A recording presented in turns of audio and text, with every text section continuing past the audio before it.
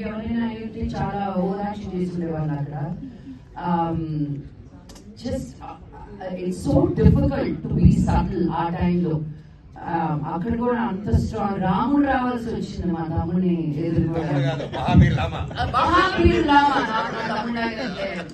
రాముడు రావాల్సి వచ్చింది మహావీర్ లామా ఎదుర్కోవడానికి. So I was very very excited with every scene.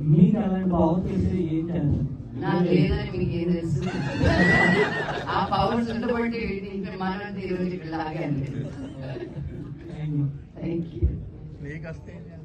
Lakshmi గారు, సో మీరు చాలా క్యారెక్టర్ యాక్ట్ చేశారు. ఫస్ట్ మీరు విలన్ గా. సో మీకు క్యారెక్టర్స్ మీకు ఏది నచ్చింది? నా మోస్ట్ ఫేవరెట్ అంటే చిత్ర క్యారెక్టర్ గుండెలో గోదావరి. బికాస్ ఆ innocence as a producer also ఇప్పుడు మళ్ళీ అసమాజం అంటే నా వల్ల కాదు. కాదు కూడా ఇంటికి అక్కడొచ్చావు కోసుకోవాలని ఇది ఒక లక్షలు. But that's my favorite because it's so away from my character, but so it's a Lakshmi that I used to know. So అసలు దక్షలో మీరు ఒక్క అమ్మాయి గురించి బాగా ఎక్కువ చూపిస్తున్నారు. మాకేం చెప్తారు అమ్మాయి అంటే? ట్రైలర్ చూసాం కదా, అమ్మాయిని వెతుకుపోవడం అండ్ కాల్ చేసేయడం ఒక రూమ్ లో ఉండి. నేను కథతో చెప్తే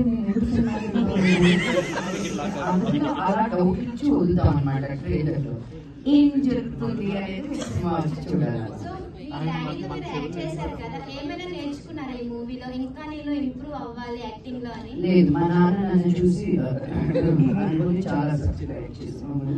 ఒక సీన్ లో మటుకు నేను అమ్మ కూర్చొని చూడాలన్నమాట మా నాన్నని. ఆయన 10 సార్లు కట్టాను. నేను నా నోటి నుంచి చెప్పాలని మనోజ్ కూడా చెప్పాను. ఆయన డైలాగ్ చెప్పాలి.